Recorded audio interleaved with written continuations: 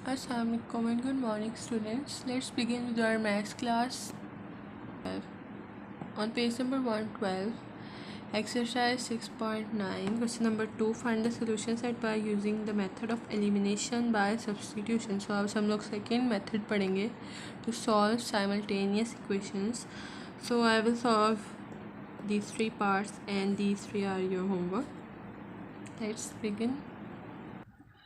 अब हम elimination by substitution का मतलब है कि एलिमिनेट मींस के अलहदा करना और सब्सटीट्यूट मींस अलहदा से अलहदा करने के बाद से सब्सटीट्यूट करना यानी से पुट करना है हमने, ठीक है।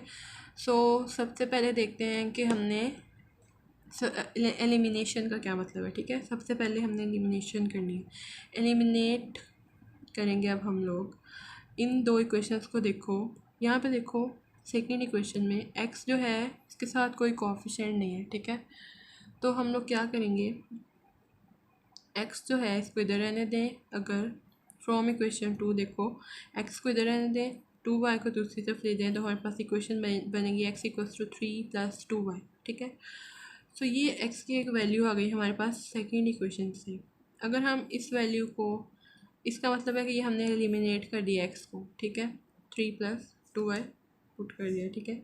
अब हमने इसको सब्सटीट्यूशन करनी है इसकी, ठीक है। तो सब्सटीट्यूशन के लिए हम क्या करेंगे, x की वैल्यू को पुट कर देंगे फर्स्ट इक्वेशन के अंदर, ठीक है।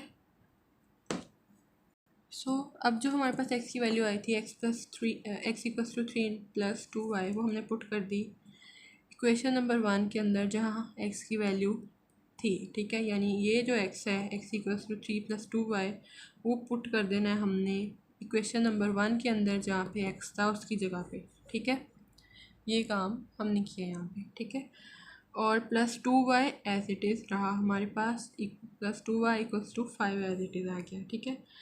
तो ये हमारे पास एक सिंपल इक्वेशन बन गई है जिसमें सिर्फ एक ही वेरिएबल है, दैट इज़ y। यहाँ से हम इजीली y की वैल्यू निकाल सकते हैं, ठीक है। सो हमारे पास आया 6 + 4y + 2y इक्वल्स टू 5 और यहाँ से हमने इसको सॉल्व करके y की वैल्यू फाइंड कर ली। अब हमने जो y की वैल्यू आई है इसको पुट करना है इन इक्वेशन 2, ठीक है। सो दैट हमारे पास जो वैल्यू है x की वो आ जाए, ठीक है। So you can put this one in equation 2 या फिर आप पुट कर सकते हो इसको, जो हमने x की वैल्यू फाइंड की है इसको हम लोग 3 का नेम दे सकते हैं, इसमें पुट करने, बिकॉज हमने इसी सेकेंड इक्वेशन को रीअरेंज करके ये इक्वेशन बनाई हुई है, ठीक है। So you can put in equation 2 और इक्वेशन 3 एंड ऑल्सो इन 1 में भी पुट कर सकते हैं। आपके पास 3 इक्वेशन हैं, आप जिसमें मर्जी पुट कर सकते हैं, ठीक है। And you will get the value of x, ठीक है। तो जब आपने y की वैल्यू पुट की -1/6 इन इक्वेशन 2, y की जगह पे -1/6 लिखा, यहाँ पे हमने कटिंग वगैरह की है और फिर x + 1/3 इक्वल्स टू 3 आ गया एंड सोल्यूशन सेट आ गया लास्ट पे। पहले हमारे पास x की वैल्यू आई 8/3, ठीक है। पहले x की वैल्यू लिखी है, बाद में y की वैल्यू लिखी है, ठीक है। और इसके अलावा एक और पॉइंट जो मैंने आपको बताना है वो है कि आप ज़रूरी नहीं है कि जो जिस वेरिएबल के साथ कोएफिशिएंट नहीं है आप उसी को मतलब उसी को इक्वेट करो, ठीक है। आप y को भी कर सकते हैं, लेकिन यहाँ पे प्रॉब्लम क्या आएगी कि ये एक फ्रैक्शन में चला जाएगा, ठीक है। लेकिन आपके पास आगे कुछ इस तरह के क्वेश्चंस भी आएंगे जहाँ पे सब वेरिएबल्स के साथ कोएफिशिएंट होगा, ठीक है। तो वहाँ पे आपके पास ये वाली सिचुएशन आएगी। इसी तरह से पार्ट नंबर 3 है 6x + y equals to 2, x - 4y equals to 15। अब आप यहाँ फर्स्ट इक्वेशन में से y इक्वेट करके सेकंड में पुट करो, या सेकंड में से x को इक्वेट करके फर्स्ट में पुट करो, that is up to you. So ये मैंने आपको समझाने के लिए अब मैंने फ्रॉम इक्वेशन 1 मैंने y को इक्वेट कर लिया, ठीक है। अब आपकी मर्ज़ी, आप x को यहाँ से ले लो, x इक्वल्स टू 15 + 4y आ जाएगा आपके पास, अब वो फर्स्ट में पुट कर सकते हैं, ठीक है। सो मैंने यहाँ पे y को इक्वेट किया है फ्रॉम फर्स्ट इक्वेशन, ठीक है। 6x + y इक्वल्स टू 12 था, उसमें से y इक्वल्स टू 2 - 6x आ गया जब 6x को दूसरी तरफ ले गए, ठीक है। अब पुट करेंगे value of y in second equation, ठीक है। जिस इक्वेशन में से निकालनी है वैल्यू उसमें पुट नहीं करनी, दूसरी वाले में पुट करनी है, ये बात आपने याद रखनी है।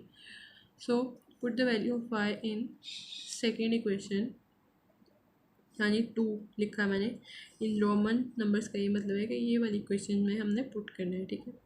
सो x माइनस 4y था, y की जगह पे पुट कर दिया 2 minus 6x equals to 15।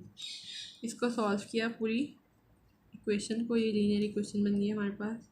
x minus 8 plus 24x equals to 15 आ गया, और यहाँ से x की वैल्यू निकल आई 23/25। अब इस x की वैल्यू को पुट करेंगे इक्वेशन 1 के अंदर, तो हमारे पास y की वैल्यू निकल आएगी, ठीक है। पहले x की निकल आई, उसके बाद y की, ठीक है। y की वैल्यू हमारे पास निकली -88/25। तो सोल्यूशन सेट इज़, पहले x की वैल्यू, उसके बाद हमने y की वैल्यू लिखी। Now I will solve part 5 in front of you, ठीक है। सबसे पहले हमने क्वेश्चंस को 1 और 2 नंबरिंग दे दी या नेमिंग कर दी, ठीक है। उसके बाद अब देखो फ्रॉम इक्वेशन 2, बिकॉज यहाँ y के साथ कोई कोफिशिएंट नहीं है, ठीक है, तो मैंने ये वाली ये जो y है इसको इक्वेट कर लेना है। y equals to -5 plus 5x, ठीक है। ये -5x दूसरी तरफ चला गया, ठीक है। अब पुट करेंगे, put the value of y in equation 1। सो 2 में से निकाल के 1 में पुट करेंगे। अब जहाँ पे y है वहाँ पे ये वैल्यू पुट करेंगे, 2x माइनस 4 इंटू, अब ये y की वैल्यू आ जाएगी -5 प्लस 5x इक्वल्स टू -10। इसको सॉल्व कर लेंगे, 2x minus into minus plus 4 into 5 20 minus 20x equals to -10, ठीक है। आगे चलते हैं, 2x minus 20x we get 18x equals to -10। ये 20 दूसरी तरफ चला जाएगा और ये आ गया आंसर, ठीक है। सो अब ये देखो, ये हम इस तरफ जो -18 है वो दूसरी तरफ चला जाएगा। अब हम करेंगे कैंसिलेशन। सो 6 के साथ करते हैं, 6 into 3 we have 18, 6 into 5 we have, and minus will cancel out with minus sign. 5/3 आ गई x की वैल्यू। अब ये x की वैल्यू हम पुट कर सकते हैं, यहाँ भी पुट कर सकते हैं और यहाँ भी पुट कर सकते हैं, आपकी मर्ज़ी, ठीक है। सो मैं पुट करने लगी हूँ अब यहाँ पर, इसको मैंने थर्ड इक्वेशन का नाम दे दिया है। So put x equals to 5/3 in third equation.